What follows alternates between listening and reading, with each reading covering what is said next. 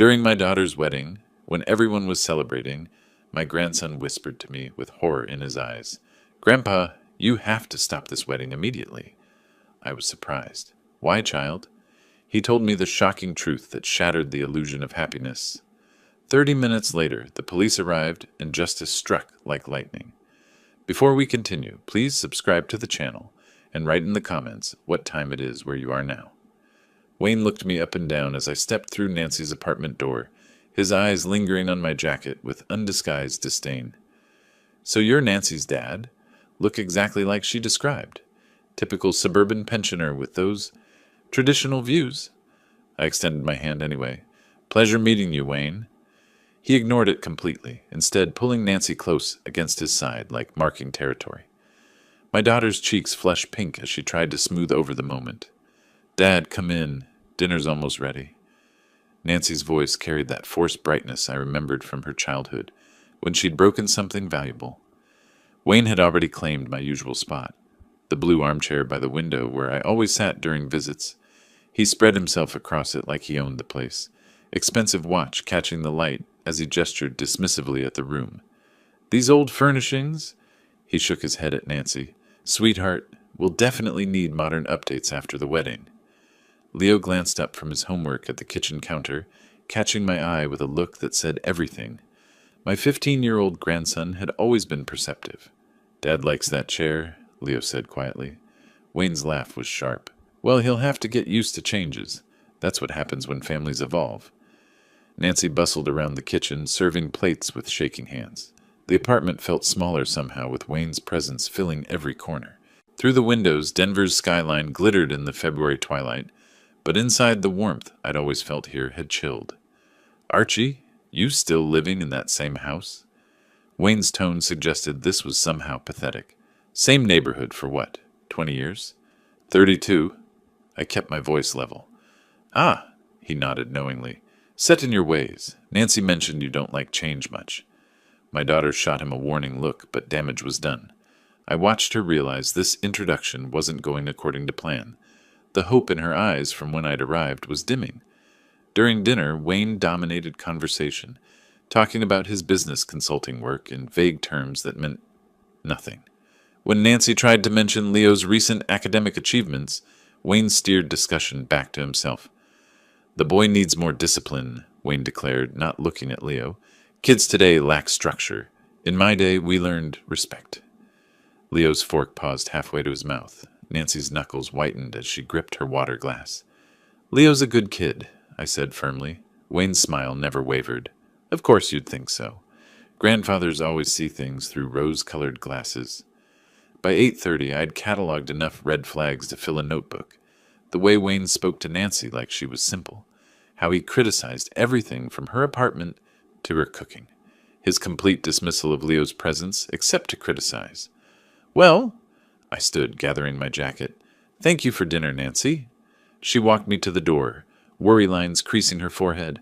"Dad, I know Wayne can seem—" "Different people show different sides of themselves," I said carefully. "Give things time." But as I kissed her goodnight, I caught Wayne watching us from his stolen chair, satisfaction gleaming in his eyes like he'd won something. The elevator descended in silence. In the parking garage, I sat in my car gripping the steering wheel, engine idling. Through the concrete pillars, Denver's lights blurred together. I needed to warn Nancy. But how do you tell your daughter that her happiness is built on quicksand without becoming the enemy? Sleep came in fragments that night. Every time I closed my eyes, I saw Wayne smirk as he dismissed my handshake. By 7 a.m., I was in my kitchen making coffee with unsteady hands. Nancy called before I'd finished my first cup. "Dad, I need to come over. We need to talk." Her voice carried that tight edge I recognized. Anger held barely in check. She was coming to defend him. 40 minutes later, she stood in my kitchen doorway, refusing the chair I'd pulled out. Her work clothes were wrinkled like she'd grabbed them off the floor, and dark circles shadowed her eyes. "You hated him?" The words shot out before I'd even offered coffee. "I could see it on your face." I set down my mug carefully.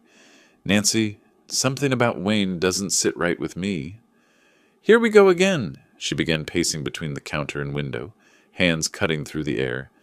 "Dad, you always do this. Remember how you poisoned me against Jason, made me doubt everything? And he turned out to be perfectly decent. The coffee turned bitter in my mouth. Jason cheated on you, Nancy. So what? Her voice cracked like breaking glass. At least he wasn't some monster you made him out to be. Wayne is different. He loves me. I watched my daughter unravel, the morning sunlight harsh through the bay window. The frost on my garden was melting, water streaming down the glass like tears. I saw how he treated you last night. How he treated me? Nancy whirled around. He was nervous. Meeting your father for the first time is intimidating, especially when that father has a reputation for driving away every man who comes near his daughter. My hands found the familiar weight of my coffee mug. I've never driven anyone away. Jason left because of you. Jason left because he was sleeping with his secretary. Stop! Nancy slammed her palm against the counter. The sound echoed through the kitchen like a gunshot. I won't let you destroy my happiness again. Wayne makes me feel special, wanted. When was the last time you bothered to ask what I needed? The accusation hung between us, sharp as broken china. I thought of all the dinners she'd skipped, all the calls that went to voicemail, all the ways she'd been pulling away since Jason. Nancy, listen to yourself. No, you listen. She grabbed her purse, keys jingling like wind chimes. I'm 42 years old. I don't need Daddy's permission to fall in love. Wayne asked me to marry him, and I said yes. You can either be happy for me, or you can keep your judgments to yourself. The words hit like physical blows. I reached for her arm, but she jerked away. I've made my choice, Dad. Now you make yours. Support me, or lose me. The front door slammed with enough force to rattle the teacups in their cabinet. I stood alone in my kitchen, surrounded by the debris of our relationship. My coffee had gone cold. The newspaper lay folded and unread. Outside, a neighbor's dog barked at something unseen. I sank into the chair Nancy had refused, feeling every one of my 68 years settling into my bones. The silence pressed against my eardrums like diving too deep. She was wrong about Jason. I'd never poisoned her against him. I'd simply asked questions she didn't want to answer. But by the time she'd discovered his affair, the damage was done. She'd stopped trusting my judgment, stopped believing I wanted her happiness. And now here we were again. Same dance, different partner. Except this time, she'd thrown down an ultimatum. Support Wayne, or lose her forever. I picked up my cold coffee, then set it down untouched. My reflection stared back from the black surface. An old man who'd lost his daughter twice now, once to a cheater, once to his own honesty. The morning stretched ahead, empty as my kitchen. I needed to think, needed space to figure out how to save my daughter without losing her. My keys sat by the door where I'd dropped them last night, when the world still made sense. Time to go somewhere quiet. Time to remember how we'd gotten here. 20 minutes later, I sat on my favorite bench at City Park, watching ducks dive for breakfast in the cold pond. The morning frost was melting under February sun, steam rising from the grass like ghosts of winter. My hands had finally stopped shaking. 8 years. That's how long since Nancy's first marriage imploded, since I'd watched her world crumble because I'd been too polite to push harder against Jason's red flags. She'd been 34 then, glowing with new love after a string of rebellious boyfriends who'd worried me for different reasons. Jason seemed stable, an accountant with a downtown practice, polite manners, steady income. When he proposed after 6 months, I'd actually felt relieved.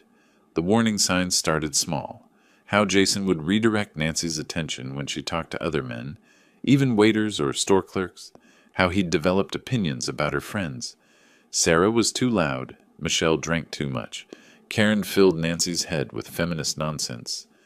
Gradually, Nancy stopped mentioning their names. I'd tried subtle questions. Haven't seen Sarah lately? Everything okay? Oh, you know how it is, Dad. We're all so busy. But Nancy's laugh had sounded hollow, and she'd changed the subject quickly. By their first anniversary, Jason was choosing Nancy's clothes for parties, explaining they needed to present a professional image for his clients. He'd moved them to a house in Littleton, 40 minutes from family and friends. When I'd visit, Jason would hover, interjecting his own interpretations of Nancy's stories. The final confrontation came when 7-year-old Leo had mentioned Uncle Jason's work friends, who visited when Mommy wasn't home. Young voices carry truth like church bells, impossible to ignore once you've heard them ring. I'd found Jason in a Cherry Creek bar 2 nights later with a 26-year-old paralegal from his firm. They hadn't seen me, too absorbed in each other to notice an old man nursing a beer in the corner booth. I'd watched them for 20 minutes, cataloging evidence I didn't want to possess. Telling Nancy had been like defusing a bomb. She'd screamed accusations of jealousy, of wanting to control her life, of never letting her be happy. But when she'd confronted Jason, his denials crumbled under Leo's innocent questions about the pretty lady with yellow hair who brought cookies. The divorce took 8 months. Nancy had moved back to Denver, hollow-eyed and brittle. Leo started having nightmares. I'd helped them rebuild one day at a time, until Nancy's laugh sounded real again, but she'd never forgiven me for being right. A jogger passed, earbuds blocking out the world, and I envied his simple rhythm.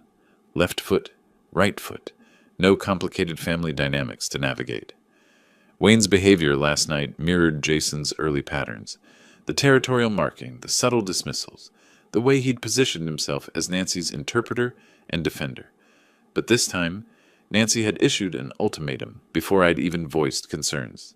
Support me or lose me. Behind me, a maintenance worker gathered fallen branches from the night's wind. Life's debris cleaned up and carted away like it never mattered. But family debris stuck around, composted into resentment and regret.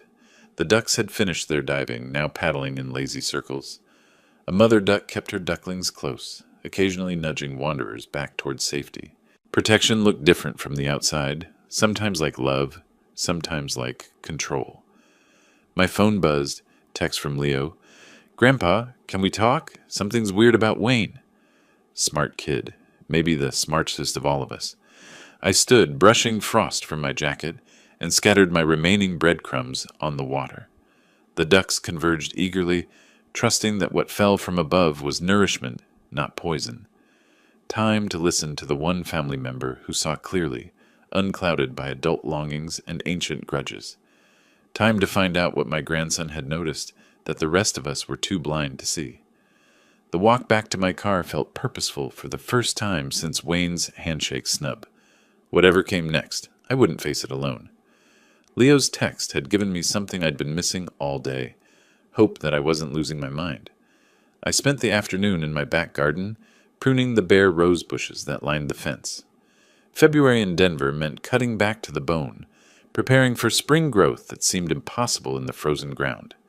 The physical work helped clear the morning's argument from my head, each snip of the shears decisive where my thoughts had been muddled. At 3:30, I heard the familiar thud of Leo's backpack hitting my front porch. He appeared around the corner of the house, still wearing his school uniform, khakis and navy polo that made him look younger than 15. "Granddad, Mom seemed really upset this morning." He picked up a fallen branch without being asked. "Did you two argue about Wayne?" "We had words." I made another cut, watching dead wood fall away. "Your mom's protective of her choices." Leo held the branch while I worked, our routine as comfortable as breathing. We'd been doing yard work together since he could barely hold a rake. "I don't like Wayne either." The words came out in a rush, like he'd been holding them in all week. "He acts weird when Mom's not around." I paused, pruning shears halfway to the next branch. "What do you mean by weird?" "He goes through our stuff." Leo's voice dropped to almost a whisper. "Looks at family photos for a really long time, like he's memorizing them. Always texting someone when he thinks nobody's watching." The shears felt heavy in my hand. "Anything else?" "He has 2 phones, Granddad." "Who needs 2 phones?" A cardinal landed on the fence post, bright red against the gray afternoon. Even the birds seemed to be listening. "When did you notice this?" "Last weekend when Mom went grocery shopping. I was doing homework, and Wayne started looking through the papers on her desk. You know, the ones with bank statements and stuff." Leo shifted his weight, clearly uncomfortable. "When he saw me watching, he acted like he was just tidying up." The sun was setting behind the Rockies, temperature dropping fast. I gathered my tools, motioning Leo toward the house. "Come on, let's make some hot chocolate." In my kitchen, Leo pulled out his favorite mug, the Denver Broncos one I'd bought him 3 Christmases ago. I heated milk on the stove while he sat at the counter, Backpack unzipped, homework forgotten. There's something else. He wrapped his hands around the warm mug when I handed it to him. Wayne asked Mom about your house, how much it's worth, whether you have a good pension. Mom told him it wasn't his business, but he kept pushing. I leaned against the counter, my own mug untouched. Did your mom seem bothered by the questions? Yeah, but she made excuses. Said he was just curious because he cares about family. Leo took a sip, then looked up at me with eyes too old for his face. Something about him feels wrong, Granddad, like he's acting all the time. Outside my kitchen window, streetlights were flickering on along the quiet Cherry Creek neighborhood. Normal Friday evening. Normal houses with normal families having normal problems. But sitting across from my grandson, I felt the weight of something abnormal pressing against us. Leo, I need you to promise me something. What? Don't let Wayne know you've been watching him. Keep doing your homework. Be polite, but pay attention. Can you do that? Leo nodded solemnly. Are you going to tell Mom? Not yet. Right now, it's just observations. But if you see anything else, I'll tell you first. He finished his hot chocolate and packed up his homework, mentioning a sleepover at his friend Marcus's house. I walked him to the door, watching him trudge down the sidewalk with his overstuffed backpack, looking like any other teenager heading to spend Friday night playing video games and eating pizza. But he wasn't any other teenager. He was my ally now, my eyes and ears in a situation I couldn't navigate alone. I stood in my doorway until Leo disappeared around the corner, then closed the door against the February cold. The empty hot chocolate mugs sat on my counter, steam still rising from mine. For the first time since meeting Wayne, I didn't feel completely powerless. The house felt enormous after Leo left, every sound amplified by silence. I washed our mugs slowly, running hot water longer than necessary, postponing the moment when I'd have to face the evening alone with my thoughts. 8 o'clock found me pacing the hallway, stopping at the gallery of family photos that lined the wall like a timeline of happier years. Nancy at 5, gap-toothed and grinning on her first day of school. Nancy at 18, cap and gown, the whole world ahead of her. Nancy at 26, radiant in her first wedding dress, Jason beaming beside her like he'd won the lottery. I'd been proud that day. Jason seemed stable after Nancy's string of rebellious boyfriends, musicians and artists who'd made my stomach churn with worry. An accountant felt safe, responsible. How wrong I'd been. I moved to the living room, settling into my late wife's favorite armchair. Helen had always said I worried too much about Nancy, that our daughter needed to make her own mistakes to learn from them.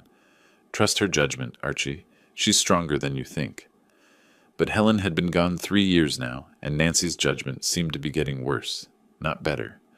I made myself a cup of tea I wouldn't drink, just needing the ritual of boiling water, steeping leaves, adding honey. Outside my kitchen window, the neighbor's motion light kept flickering on and off as raccoons raided garbage cans. Normal suburban problems. Normal suburban night. Nothing felt normal anymore. Leo's observations played on repeat in my head. 2 phones, going through financial documents, questions about my house value and pension. The pieces formed a pattern I recognized from crime shows Nancy used to love watching. Someone casing a target, gathering intelligence, preparing for something bigger. But what if I was wrong? What if Wayne was just awkward, just curious about the family he was marrying into? What if my distrust of him came from the same place that had made me suspicious of Jason, an old man's jealousy that another man could make his daughter happy? I walked to Nancy's old bedroom, now converted to my office and spare room. Her high school photos still decorated one wall. Prom queen, debate team captain, soccer star. She'd been fearless then, ready to conquer the world. When had she started choosing men who diminished her instead of celebrated her strengths? My phone sat silent on the nightstand. No calls from Nancy. No apology for the morning's harsh words. No bridge offered across the chasm that Wayne had already begun digging between us. The smart thing would be to call her, apologize for interfering, promise to support her choices, keep the peace, stay in her life. But Leo's worried face kept surfacing in my memory. The way he'd whispered about Wayne's strange behavior, like he was afraid someone might overhear. Kids were honest about people in ways adults had trained themselves not to be. I thought about hiring a private investigator, but dismissed the idea immediately. Nancy would see it as the ultimate betrayal if she found out. More evidence of her paranoid father trying to control her life. Back in the living room, I stood at the window overlooking the street where Leo had walked to his friend's house. Porch lights created pools of warmth in the February darkness. Inside those houses, families were settling in for the evening, homework and television and ordinary conversations about ordinary days. I envied them their simplicity. Helen's voice echoed in my memory. Sometimes the most loving thing you can do is step back and let someone fall. Be ready to catch them, but don't prevent the lesson. Maybe that's what Nancy needed. Space to discover Wayne's true nature on her own timeline, without her father's interference clouding her judgment. If I pulled back, stopped asking questions, stopped radiating disapproval, maybe she'd start seeing what Leo and I had already noticed. And if Wayne was planning something, financially or otherwise, maybe my distance would make him overconfident, careless, reveal his hand too early. The grandfather clock in my hallway chimed 11:30. Time for bed, time to let the day's worries settle into whatever wisdom sleep might bring. I turned off the lights and headed upstairs, my decision made. I'd give Nancy the space she'd demanded. Stop voicing concerns. Stop asking pointed questions. Let Wayne think he'd won. But I wouldn't stop watching. And neither would Leo. Sometimes love meant stepping back, but it never meant giving up. The week that followed taught me the weight of strategic silence. I kept busy with routine, grocery shopping, library visits, coffee with old colleagues from the engineering firm. Normal activities that felt anything but normal, while Nancy's angry words echoed in my memory. She didn't call, neither did I. Leo texted twice, once to say Wayne had been asking more questions about family finances, once to report another mysterious phone call taken on the balcony. I responded with careful encouragement to keep observing, but stay safe. By Wednesday, the silence became unbearable. Nancy called that evening, her voice carefully neutral. "Dad, I was thinking maybe we could have dinner Friday, all three of us. Start over." I knew what start over meant. Accept Wayne. Stop asking uncomfortable questions. Pretend my instincts were wrong. "That sounds nice, sweetheart. Where did you have in mind?" "Mountain View Diner, 7 o'clock. The choice surprised me. Mountain View was our place, where I'd taken Nancy for birthday dinners as a child, where Leo and I still went for pancakes on Saturday mornings. Family territory. Friday evening found me arriving 20 minutes early, choosing a booth along the back wall where I could watch the entrance. The restaurant buzzed with its usual crowd, families celebrating small victories, couples on budget-friendly dates, teenagers sharing milkshakes and dreams. Nancy and Wayne arrived precisely at 7, Wayne immediately taking charge of the situation like a general surveying conquered territory. "Archie, good to see you again." His handshake was firm, possessive, meant to establish dominance.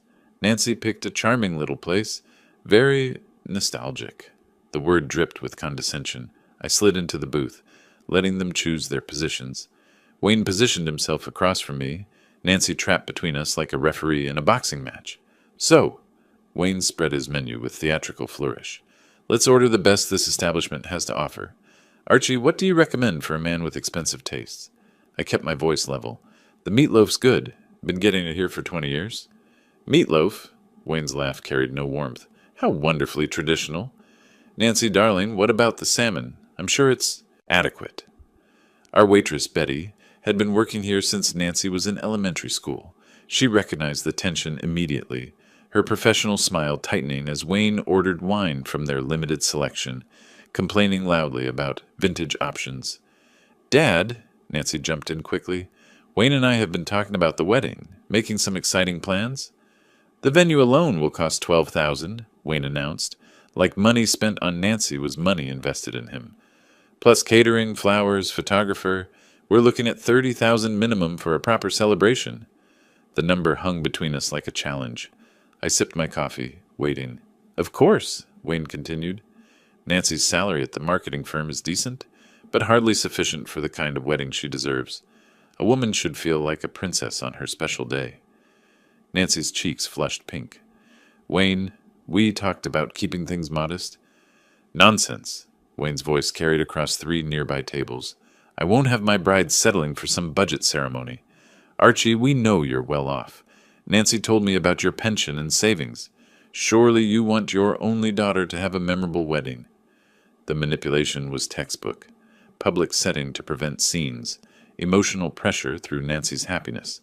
Financial assumptions based on second-hand information. I felt every eye in the restaurant assessing our little drama. I'm not obligated to fund your wedding. Wayne's mask slipped for just a second, revealing something cold and calculating underneath. Then the charming smile returned, bigger and faker than before. What a miser. Nancy, does your dad really want you to be happy? Or is he one of those fathers who can't stand seeing another man provide for his daughter? Nancy looked stricken, caught between loyalty and embarrassment. Around us, conversations had quieted. Betty approached our table with forced cheer, clearly hoping to diffuse the situation. Everything okay here? Ready to order? Wayne ordered the most expensive entrant E on the menu. Nancy asked for soup, claiming she wasn't very hungry. I stuck with my usual meatloaf, wondering how many more family dinners would be ruined by the man sitting across from me. Through the restaurant's large windows, Denver's skyline glittered against the February night. The mountains beyond stood eternal and patient, having witnessed countless human dramas play out in their shadow. I thought about Helen, about what she would do in this moment, about Nancy's happiness versus her safety, about the difference between love and enabling. Fine, I said quietly. I'll help with the wedding costs. Wayne's victory smile was immediate and graceless. Nancy reached across the table to squeeze my hand, relief flooding her face. Thank you, Dad. This means everything to me. But as Wayne launched into detailed plans for flowers and music and open bars, I noticed Nancy's smile never quite reached her eyes. She'd gotten what she'd asked for, but somehow it didn't feel like winning. When the check came, Wayne made a show of reaching for his wallet before letting me pick up the tab. His expensive watch caught the light as he gestured, probably worth more than most people's monthly salary. Walking to our cars in the parking lot, Nancy hugged me goodbye with whispered thanks. Wayne shook my hand again, his grip slightly too firm, his smile slightly too bright. You're a good man, Archie. Family first, right? I watched them drive away, Nancy's profile rigid in the passenger seat. My phone buzzed with a text from Leo. How did dinner go? I typed back. We'll talk tomorrow. But sitting in my car in the Mountain View parking lot, I already knew tomorrow's conversation would be different. Tonight had shown me something important. Wayne wasn't just after Nancy's happiness. He was after something much more valuable. The month between that restaurant confrontation and Nancy's wedding passed like a slow-motion avalanche. Inevitable, destructive, impossible to stop. I'd kept my distance as promised, watching from the sidelines while Wayne orchestrated what he called the perfect celebration. Rocky Peak's venue sat perched above Denver like a crystal palace, all gleaming windows and mountain views. Nancy had dreamed of this place since she was 12, cutting pictures from bridal magazines and pasting them in scrapbooks I'd thought she'd forgotten. She looked radiant walking down the aisle, her dress catching afternoon light like spun silver. For those few minutes, watching her face glow with happiness, I almost convinced myself I'd been wrong about Wayne. Almost. The ceremony itself passed in a blur of traditional vows and camera flashes. Wayne played his part perfectly. The devoted groom, the successful businessman, the man who'd won Nancy's heart. Only I seemed to notice how his smile never quite reached his eyes. But it was the reception where Wayne's true nature emerged. My assigned seat told the whole story. Table 12, tucked in the back corner with Nancy's great-aunt Muriel and some distant cousins I'd met twice. The head table stretched across the front like a stage, Wayne holding court, while Nancy tried to include everyone in conversations he consistently redirected toward himself. Ladies and gentlemen, Wayne's voice boomed across the reception hall as he stood with champagne flute raised. I want to thank everyone who came to celebrate with Nancy and me today. The room quieted. Expectant faces turned toward the head table. Nancy beamed up at her new husband, radiant with joy. Special thanks to those who believed in our love from the beginning, Wayne continued, his gaze deliberately skipping over my table. Some people said we were moving too fast, that love at our age was foolish. I felt my jaw tighten. Around me, Nancy's work colleagues shifted uncomfortably in their seats. But Nancy and I prove that when you know, regardless of what naysayers think. Wayne's eyes found mine across the crowded room. Here's to new beginnings and leaving old prejudices behind. The applause was polite, but scattered. Even from my distant table, I could see Nancy's forced smile as she processed her husband's public humiliation of her father on their wedding day. Leo appeared at my elbow, sliding into the empty chair beside me. Granddad, are you okay? Fine. I loosened my tie, suddenly feeling like it was choking me. Just tired. But I wasn't fine. Watching Wayne parade Nancy around the dance floor while her guests whispered behind their hands, seeing her try to smooth over his calculated rudeness, recognizing the pattern I'd witnessed with Jason, none of it was fine. Wayne's friends concerned me most. 3 men in expensive suits who'd arrived together and spent the entire reception huddled in conversation, occasionally glancing toward Nancy with expressions that made my skin crawl. They didn't look like business colleagues or old friends. They looked like people who worked in shadows. May I have this dance? Wayne's voice carried clearly across the room as the band began playing their special song. Nancy melted into his arms like she was exactly where she belonged. But as they swayed together in the center of the dance floor, Wayne's eyes remained fixed on me over Nancy's shoulder. His smile was triumphant, predatory, the look of a man who just closed the biggest deal of his career. Leo gripped my arm suddenly. Granddad, I need some air. Too stuffy in here. I watched him weave between tables toward the outdoor terrace, his face pale despite the warm reception hall lighting. Wedding receptions were overwhelming for introverts, but Leo had seemed fine all afternoon. The first dance ended to enthusiastic applause. Wayne spun Nancy once more, then dipped her dramatically, playing to the crowd like a performer who lived for applause. When I looked toward the terrace doors, Leo was nowhere to be seen. Leo burst through the terrace doors like he'd seen a ghost, scanning the reception hall frantically before his eyes locked on mine. He pushed through the crowd of wedding guests, his formal shirt untucked, face flushed with something between panic and rage. Granddad! He reached my table breathless. We have to stop this wedding right now. The urgency in his voice cut through the reception noise like a fire alarm. I stood immediately, catching his arm to steady him.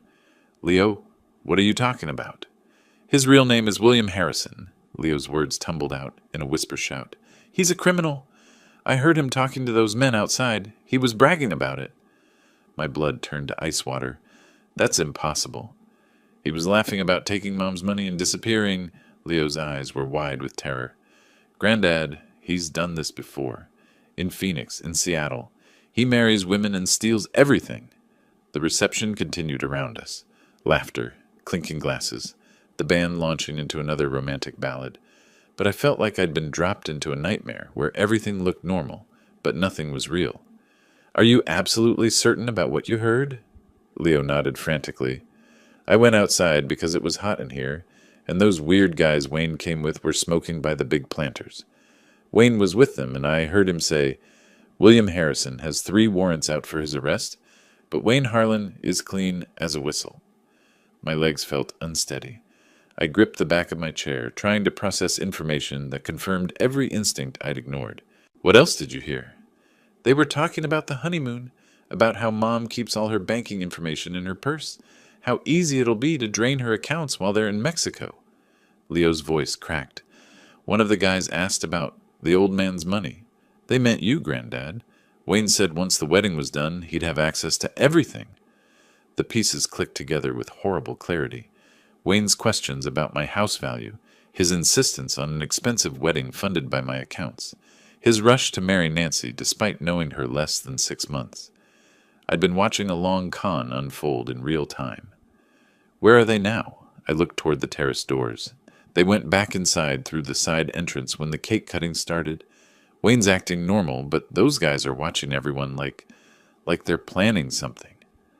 Across the reception hall, Nancy was cutting wedding cake with Wayne's hands covering hers on the knife handle. She looked blissfully happy, feeding him a bite while photographers captured every smile, every laugh, every moment of joy that was built on lies. We have to tell her, Leah whispered, right now, before they leave for their honeymoon tomorrow. But how do you tell a bride on her wedding day that her new husband is a professional con artist? How do you explain that everything she believes about her future is a carefully constructed fraud designed to destroy her financially and emotionally? I watched Wayne scan the room, his gaze stopping when he noticed Leo and me in intense conversation. His expression shifted almost imperceptibly, the charming groom mask slipping just enough to reveal something calculating underneath. "He's watching us," I murmured to Leo. "Yeah, he does that.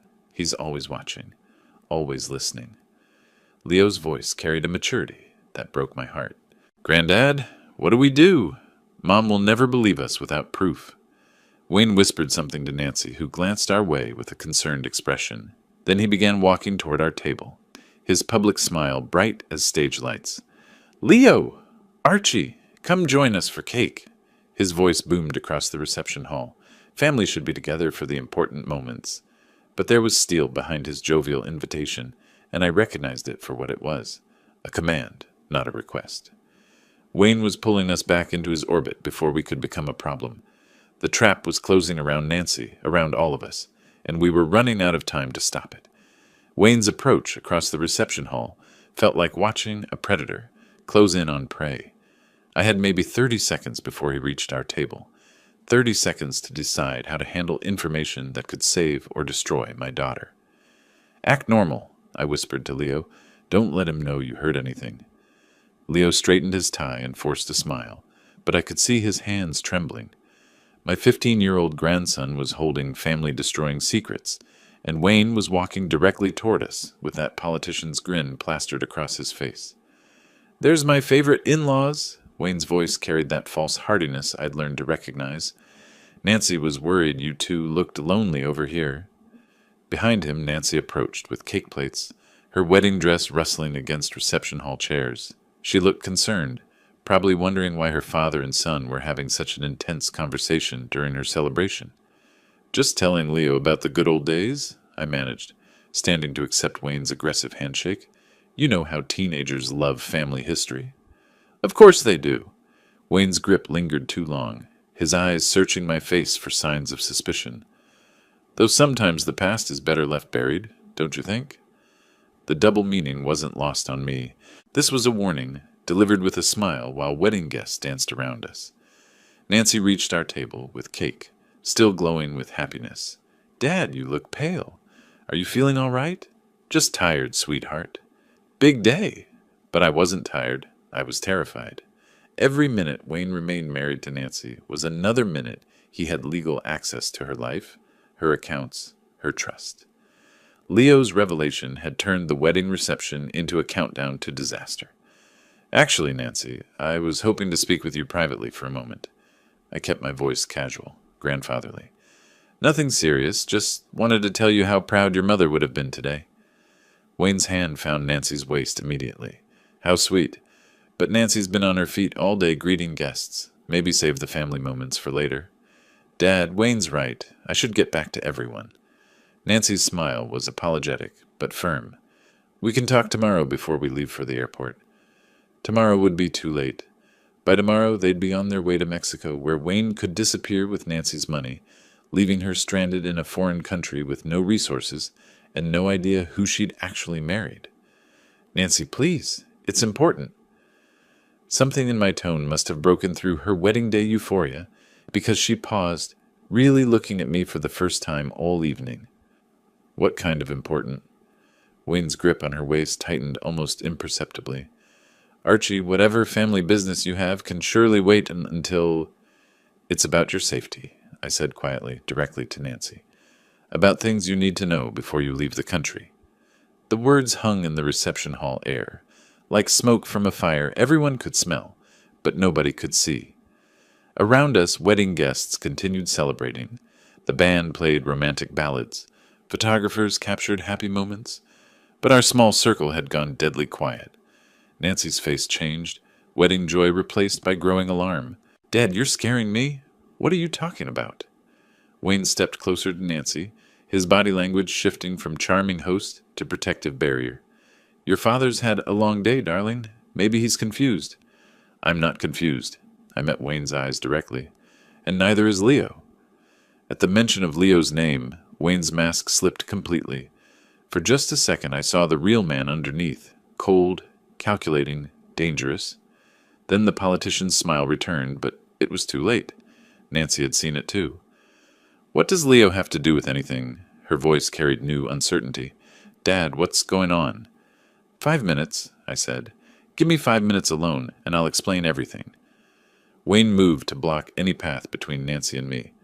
"Absolutely not. Nancy, your father has been trying to sabotage our relationship from day one. Don't let him poison your wedding day with more paranoid." "Let him talk," Nancy said suddenly.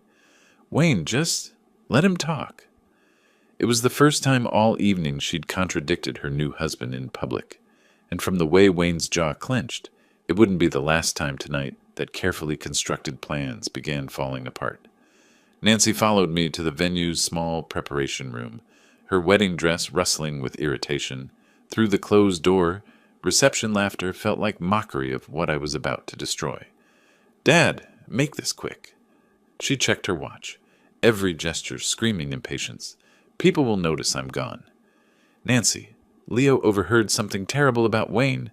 Her face hardened instantly. "This is impossible. Not today, not on my wedding day. His real name is William Harrison. He's wanted by the FBI. "Stop it!" Her voice cracked like breaking glass. "You're just jealous that I found someone who makes me happy. This is exactly what you did with Jason." But Jason had been weak, not criminal. I pulled out my phone, searching quickly for the information Leo had given me. "Look up William Harrison, 45 years old, wanted for fraud." Nancy snatched her phone from her purse, fingers flying over the screen. "I'll prove you wrong right now. I'll show you that Wayne is exactly who he says." Her words died as the first image loaded. Wayne's face stared back from a police mugshot, the same charming smile now looking predatory under harsh booking lights. Below the photo, bold text, "Wanted, William Harrison, 45. Multiple counts, fraud and embezzlement." Nancy's hands began trembling. She scrolled down, finding more photos, more charges, news articles about victims whose stories mirrored her own whirlwind romance. "Phoenix widow loses life savings to marriage scammer." "Seattle teacher victimized by professional con artist." "FBI manhunt continues for William Harrison, accused of targeting single mothers." The phone slipped from Nancy's nerveless fingers, clattering against the hardwood floor.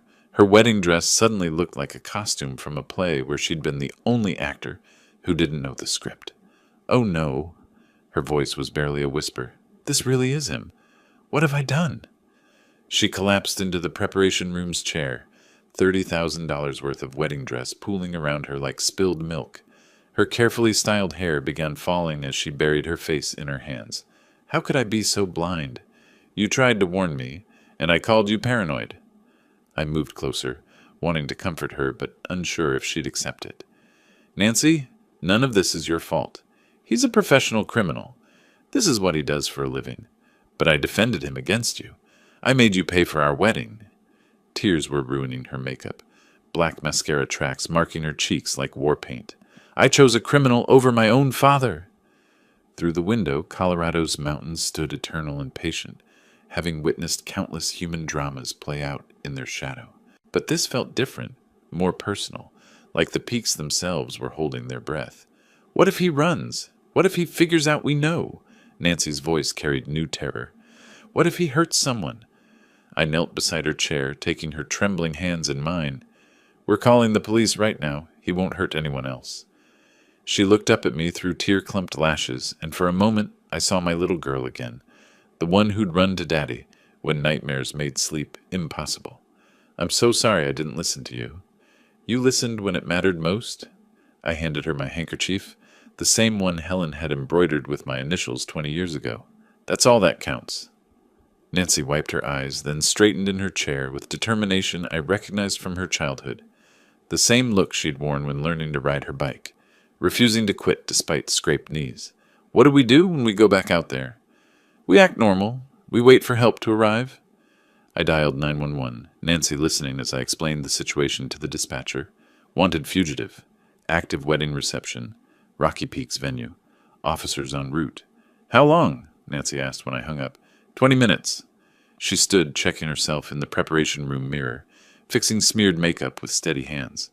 The frightened bride was gone, replaced by a survivor. Then we'd better get back before he comes looking. Nancy leaned against my shoulder as fresh tears started, and I remembered holding her this way when she was 7 and her pet hamster died. Some things never change between fathers and daughters. He fooled everyone, sweetheart. That's how professional con artists work. But you saw through him immediately. She pulled back, looking at me with wonder and regret mixed together. Why didn't I trust your instincts? Because you're supposed to make your own choices. That's what growing up means. She laughed bitterly, gesturing at her elaborate wedding dress. Some choice. I married a wanted criminal. We can fix this, I said firmly, but we need to act now before he realizes anything's wrong. Nancy nodded, wiping her face with my handkerchief. The police, when will they get here? 15 minutes, maybe 20.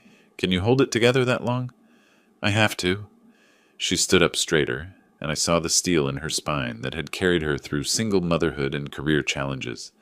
What's our story for why I was gone? Bathroom emergency. Wedding dress complications. Whatever sounds normal. She was quiet for a moment, staring at her phone screen where Wayne's mugshot still glowed like an accusation. Dad, what if he tries to run when the police show up? Let them handle it. That's their job. What if his friends are criminals too? Those weird guys he brought. I'd been wondering the same thing. We'll stay close to Leo. Keep him safe. Nancy picked up her phone, scrolling through the criminal records again. Listen to this. Harrison typically targets recently divorced women with assets, using romance and rushed marriage proposals to gain access to finances. That's exactly what he did to me. Stop reading that, I said gently. It'll just make you feel worse. No, I need to see all of it. I need to understand what almost happened. Her voice was getting stronger with each revelation. Look, victim in Phoenix lost her house, retirement savings, and custody deposits for her children's college funds. That could have been me. Outside the preparation room, wedding music continued playing. Our absence had been noted, but not yet questioned. Nancy, we should go back soon. She nodded, taking one last look in the mirror. The bride who'd entered this room was gone forever, replaced by someone harder, wiser, more careful. How do I face him knowing what I know? The same way you've faced every other challenge in your life, with grace. She squeezed my hand. I can't believe I almost lost you over him. You didn't lose me. You never could. Nancy straightened her shoulders, smoothing her wedding dress one final time. Okay, let's go pretend everything's normal while we wait for the FBI to arrest my husband. Just remember, he's good at reading people. Don't give him any reason to suspect. She opened the door to sounds of laughter and clinking glasses, the reception in full swing. Wayne's voice carried across the room, holding court with some story that had guests laughing appreciatively. There's my beautiful bride, he called out as Nancy appeared. I was starting to worry. Just freshening up, Nancy replied smoothly. You know how these old dresses can be. Wayne wrapped his arm possessively around her waist, and I watched Nancy force herself not to flinch. Her acting skills were better than I'd expected. Your father looks tired, Wayne observed, his tone suggesting this was somehow my fault. Maybe all this excitement is too much for him. Dad's fine, Nancy said firmly. Aren't you, Dad? I nodded, playing my part in this suddenly deadly charade. Around us, wedding guests continued celebrating, completely unaware that the groom was a wanted criminal. My phone buzzed with a text. Units approaching venue. Maintain normal appearance. The countdown had begun. 20 minutes of acting normal felt like 20 hours. Nancy played her part perfectly, dancing with Wayne, cutting cake, accepting congratulations from guests who had no idea they were celebrating a lie. Leo appeared at my elbow during the band's slow songs. Granddad, is it happening soon? Very soon, I squeezed his shoulder. You did good, kiddo. You saved your mom. Through the venue's large windows, I spotted the first police car pulling into the parking lot, without lights or sirens. Professional, discreet, exactly what the situation required. Nancy saw them too. Her smile never wavered, but I caught her almost imperceptible nod. 2 uniformed officers entered through the main doors, moving with the casual confidence of men who'd done this many times before. They approached our family table, where Wayne was regaling guests with another story about his business success. Excuse me, sir. The lead officer's voice was polite but firm. Wayne Harlan? That's me. Wayne's politician smile was bright as stage lights. Officers, is everything all right? I hope we're not too loud for the neighbors. We'd like to speak with you privately, sir. Of course. Happy to help. Wayne started to follow them toward the venue's entrance, still playing the cooperative citizen. But the second officer remained close behind, hand resting casually near his handcuffs. They'd done their homework. Near the venue entrance, away from most guests but still visible to our table, the conversation shifted. The lead officer produced a tablet, showing Wayne something that made his confident posture crumble. William Harrison, the officer's voice carried clearly across the now quiet reception, you're under arrest for fraud and embezzlement across multiple states. Wayne's mask finally fell away completely. This is impossible. I'm Wayne Harlan. I just got married. Sir, we have fingerprints from the wine glasses, multiple outstanding warrants. Please turn around and place your hands behind your back. That's when Wayne's survival instincts kicked in. He bolted toward the terrace doors, wedding guests scattering like startled birds. But the second officer was already moving, tackling Wayne before he reached the exit. The wrestling match lasted maybe 10 seconds before Wayne was face down on the polished floor, hands cuffed behind his back, expensive tuxedo rumpled and torn. You have the right to remain silent. As they hauled Wayne to his feet, his eyes found mine across the reception hall, burning with fury and hatred. You did this, old man, he screamed, struggling against the handcuffs. You destroyed everything. You'll pay for this. But his threats felt empty now, the desperate rage of a cornered animal. Nancy stepped forward, addressing the confused wedding guests with remarkable composure. I need you all to know what really happened here today. The man I married is a wanted criminal who was planning to steal my money and disappear. My father and son saved me from the worst mistake of my life. Some guests gasped, others pulled out phones to record, but most just stared in stunned silence. I walked over to Leo, pulling him forward. This young man is the real hero. He overheard the truth and had the courage to speak up.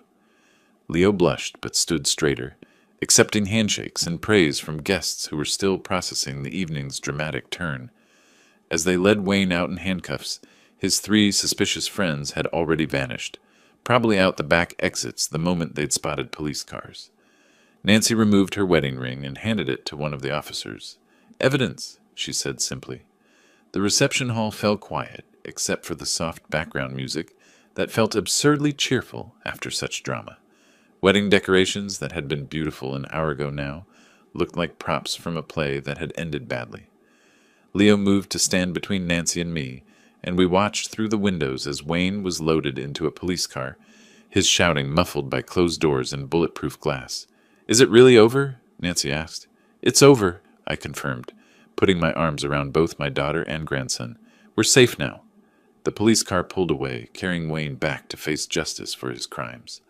Around us, wedding guests were gathering their things, offering support and expressing amazement at the evening's revelations. But I was focused on my family. 3 generations united by crisis, stronger now than we'd been in years. Outside the venue windows, the sun was setting behind Colorado's mountains, painting the sky in shades of gold and pink. A beautiful ending to an ugly day. Justice served, family protected, truth revealed. Sometimes that's all an old man can ask for. If you like this story, please like this video, subscribe to the channel, and share your impressions of this story in the comments. To listen to the next story, click on the box on the left. Thank you for watching.